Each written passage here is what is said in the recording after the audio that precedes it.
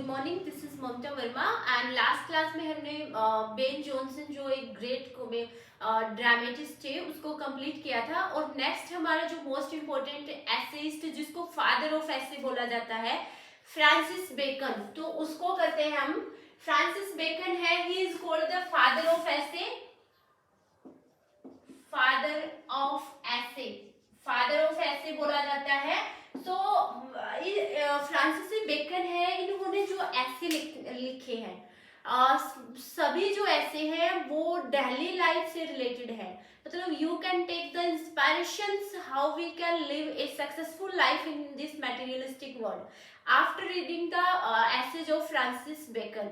सो Francis Bacon के ऐसे हैं वो फिलोसॉफिकल ऐसे हैं। फिलोसॉफिकल ऐसे मतलब जो डेली लाइफ है वो उससे रिलेटेड है।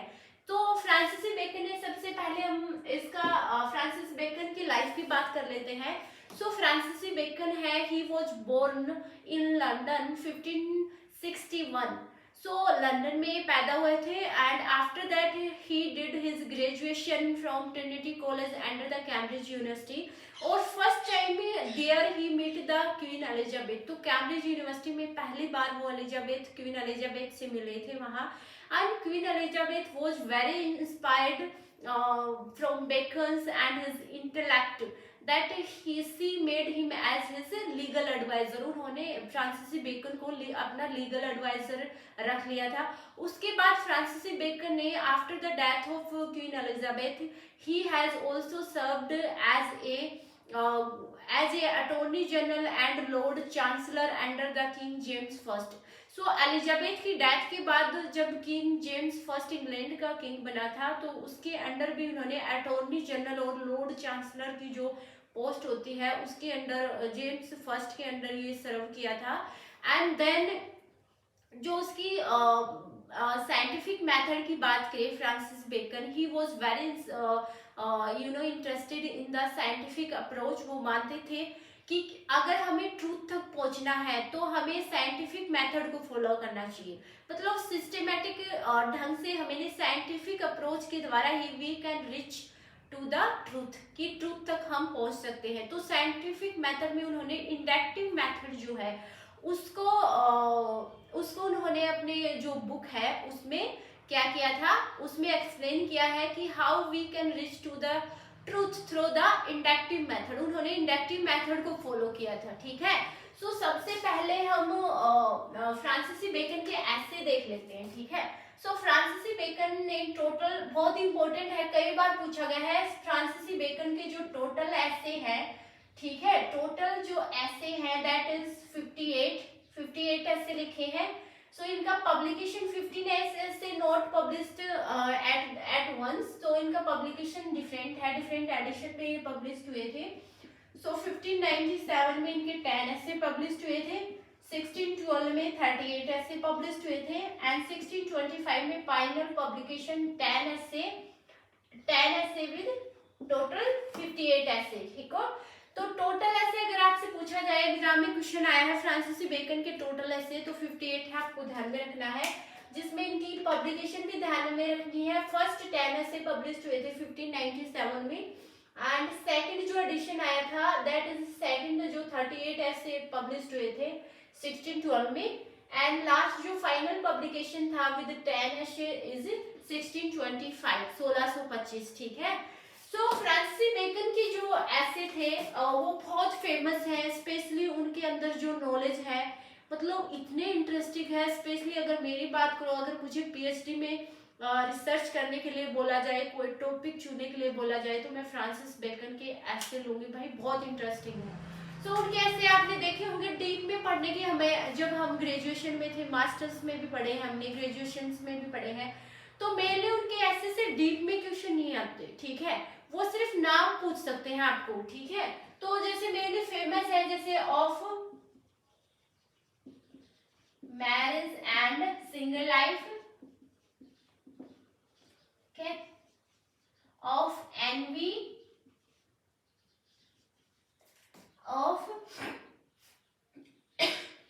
of revenge and of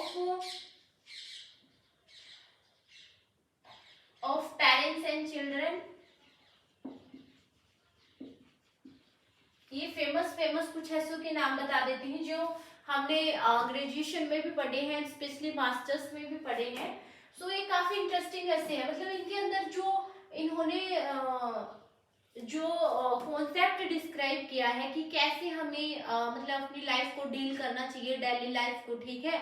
अगर ये जैसे रिवेंज है, रिवेंज लेना, मतलब रिवेंज उसने बोला है कि एक एंडलेस प्रक्रिया है जो कभी खत्म नहीं होता, रिवेंज अच्छा नहीं होता इसने बोला है। तो इसके अंदर इन्होंने एक अच्छी एडवाइस दी है वुमेन्स को, जितने भी उसके जो स्टूडेंट हैं, whoever read the essay of Bacon's, I'm damn sure they will definitely take the interest.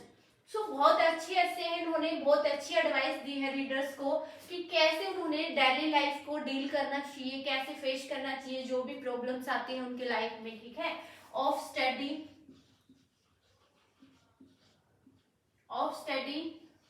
of simulation and dissimulation, okay, of simulation and dissimulations, and of great place,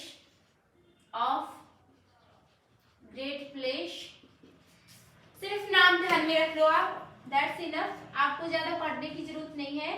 of truth, of death, of truth end of death, ये बहुत ज्यादा important ऐसे हैं जो masters में लगे थे।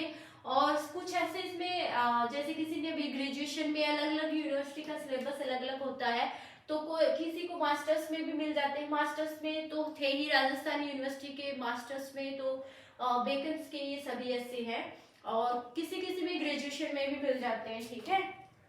सो of revenge, of adventure,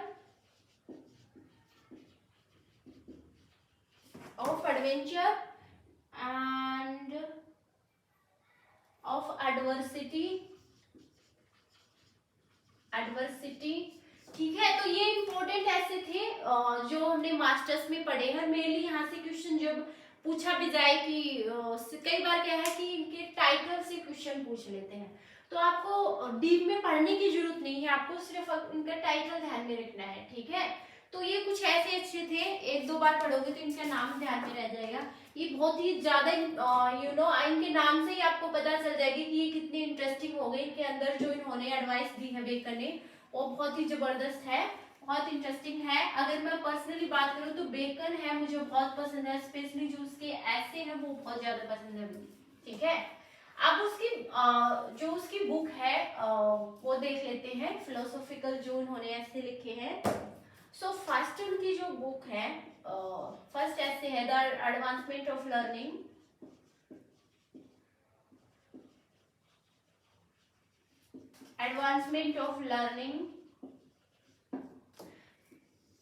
advancement of learning is a essay which was published in 1605. so ये 2 पार्ट में पब्लिश हुआ था, 2 पार्ट है इसके। so फर्स्ट पार्ट में बेकन हमें बताता है कि जनरल नॉलेज, ह्यूमन नॉलेज जिसको बोलते हैं, कि जनरल नॉलेज है, it is how it is important for a human beings to live in this materialistic world.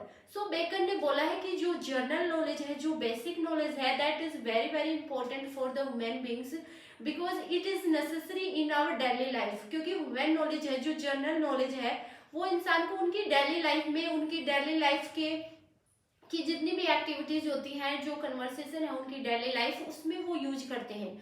तो फर्स्ट इसने बोला है जो जनरल नॉलेज है, इन पे फोकस किया है, general knowledge,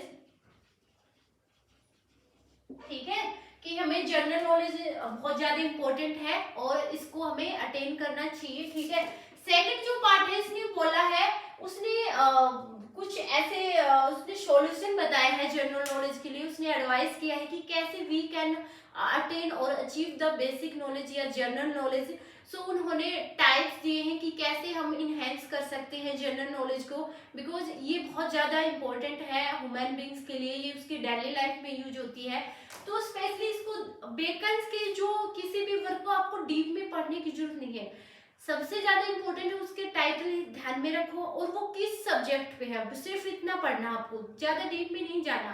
advancement of knowledge में सिर्फ अपने जनरल नॉलेज की बात की है कि ये वुमेन्स बीइंग के लिए इम्पोर्टेंट है। और सेकंड बुक जो इसका सेकंड पार्ट है उसमें बोला है कि कैसे हम इसको इनहेंस इम्प्रूव कर सकते हैं। उसने सॉल्यूशन बताया है कि कैसे हम इसको इम्प्रूव कर सकते हैं, ठीक है, और कैसे ये वुमेन्स लाइफ में कैसे इम्पोर्टेंस प्ले रखती है, ठीक है। सो सिर्फ इतना है जनरल नॉलेज। सेकंड जो इसकी बुक है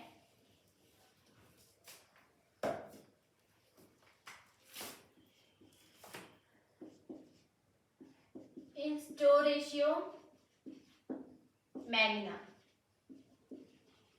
सो इंस्टोरेशियो मैग्ना है, इट वाज पब्लिश्ड इन 1620। सो ये एक फिलोसॉफिकल वर्क है, फिलोसॉफिकल वर्क जो कंप्लीट नहीं हुआ, इनकम्प्लीट है, ठीक है। सो फिलोसॉफिकल वर्क है एंड इट कंटेन्स 6 वर्क है, इसके अंदर 6 बुक है, ठीक है, जिसमें से फर्स्ट टू बुक है वो इसमें कंप्लीट है, दैट इज कंप्लीट, और बाकी अनकम्प्लीट, इनकम्प्लीट है बाकी। तो इसमें सिर्फ आपको उन बुक्स का, क्योंकि एक बार एग्जाम में क्वेश्चन आया था, सबसे इम्पोर्टेंट ये भी पूछा गया है Instauratio Magna contains how many book. So उसका ऐसे भी पूछा गया है फिलोसॉफिकली, यहाँ से सिर्फ अपर लेवल पे क्वेश्चन आते हैं बेकन से, तो क्वेश्चन तो आते हैं लेकिन सिर्फ अपर लेवल पे। तो जैसे इसी वर्क से 2-3 बार क्वेश्चन आया हुआ है कि what is the name of the philosophical essay of Bacon, तो आपको ध्यान में रखना है इंस्टोरेशियो मैग्ना, ठीक है। और how many book it contains, तो इट कंटेन्स 6 बुक, ठीक है। सो 6 बुक का आपको नाम ध्यान में रखना है, 6 बुक आपको पढ़ने की बिल्कुल जरूरत नहीं, सिर्फ नाम ध्यान में रखना है, ठीक है। सो फर्स्ट बुक है इसकी Partition Scientiarum, Partition Scientiarum. Second है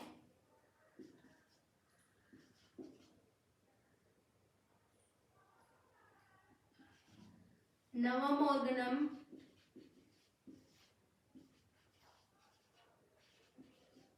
नवम ऑर्गनम। थर्ड है जस्ट 1 मिनट भाई, थर्ड है थोड़े से डिफिकल्ट क्योंकि लैटिन में है, Historia naturalism, Historia naturalism et capitalism, Historia naturalism and experimentalism, sorry experiment mentalism, experimentalism. Fourth book है Scala intellects, Scala intellects, intellectism. 5 है Prodromi, Prodromi. And last one है मतलब लास्ट 6 बुक है, that is Philosophia Secunda, Philosophia Secunda, Philosophia Skanda. सो सिर्फ 6 जो book है इसके आपको नाम ध्यान में रखने हैं। ये वर्क है, ये लैटिन में लिखा गया है, ठीक है। सो इसकी जो नाम है दैट इज लैटिन में है, ठीक है। ये सभी नेम लैटिन में है और वो लैटिन में ही पूछता है हमेशा, ये नहीं है कि इसका जो ट्रांसलेशन है हिंदी उसमें पूछता है। सो आपको लैटिन में ध्यान में रखना है। अगर आपको हिंदी इसका ट्रांसलेशन जानना है, सॉरी इंग्लिश, तो ये है पार्टीशन का मतलब है division of science, division of science. नवम ऑर्गेनम का मतलब है perception for the interpretation of nature, ठीक है। सो ये आप देख सकते हो, ज्यादा इंपॉर्टेंट नहीं है इसका इंग्लिश ट्रांसलेशन, सिर्फ आप इसका ये लैटिन है और इसी में पूछता है, जब भी इसके वर्क का नाम आता है ये लैटिन वाला ही आता है। तो 6 बुक है, इसकी 6 बुक का सिर्फ आपको नाम ध्यान में रखना है, आपको पढ़ने की जरूरत नहीं है। और सेकंड जो बुक है इसकी नवम ऑर्गेनम, ये बहुत ज्यादा इंपॉर्टेंट है। इसमें इन्होंने क्या बताया है, इन्होंने इंडक्टिव मेथड है उसको बताया है कि how we can reach to the truth through the inductive method, ठीक है। सो एक बार क्वेश्चन आया तो इंडक्टिव मेथड है वो किस बुक में इन्होंने क्रिएट किया है। सो इंडक्टिव मेथड है वो नोवा मॉर्गनम जो बुक है उन्होंने ये बताया कि जो फ्रांसिस बेकन है उसका जो मेथड है inductive method, that how he can reach to the truth through the inductive method, कि इंडक्टिव मेथड के थ्रू कैसे वो ट्रूथ तक पहुंच सकता है। ठीक है, सिर्फ आपको इतना ध्यान में रखना है कि नोवा मॉर्गनम है उसमें उन्होंने इंडक्टिव मेथड को क्या किया है, इंडक्टिव मेथड को डिस्क्राइब किया है कैसे कि कैसे वो through inductive method he can reach to the truth. ठीक है, तो उसने बोला है कि जब भी हमें ट्रूथ तक पहुंचना है तो हमें इंडक्टिव मेथड को फॉलो करना चाहिए। कैसे, उसने बोला कि we should observe the natural things in the nature through our five senses. उसने बोला कि हमें जो ऑब्जर्वेशन करना है वो हमें फाइव सेंसेस के थ्रू करते हैं। सो उसने बोला है कि सिर्फ इंडक्टिव मेथड है वो क्या बताता है कि जो भी चीज हम जैसे फाइव सेंसेस के थ्रू ऑब्जर्व करते हैं नेचर में, ठीक है, तो वो हमारा एक सिस्टमैटिक साइंटिफिक तरीका है। ठीक है, साइंटिफिक अप्रोच है जिसके थ्रू हम ट्रूथ तक पहुंच सकते हैं। ठीक है, तो ये इसका इंडक्टिव मेथड था। तो ये था। एंड लास्ट वन एक वर्क और है बेकन का, द न्यू अटलांटिस्ट। ठीक है, the New Atlantis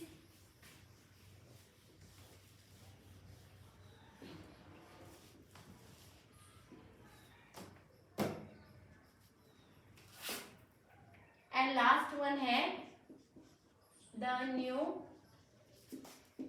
Atlantis. Okay, जिसका पब्लिकेशन 1627 है। सो न्यू अटलांटिस्ट है, ये वर्क है। In this work he describes the utopian island. यहाँ एक बार एग्जाम में इसके यूटोपियन आइसलैंड का नेम पूछा गया था। ठीक है, तो आपको ध्यान में रखना है हियर ही डिस्क्राइब्स, क्या डिस्कवर करता है वो, डिस्कवर्स द यूटोपियन आइसलैंड जिसका नाम क्या था, बेनसालेम। बेनसालेम नाम है इसका, बेनसालेम इस आइसलैंड का, जो कि एक जो यूरोपियन क्रूज शिप होती है उनके द्वारा ये डिस्कवर किया गया है।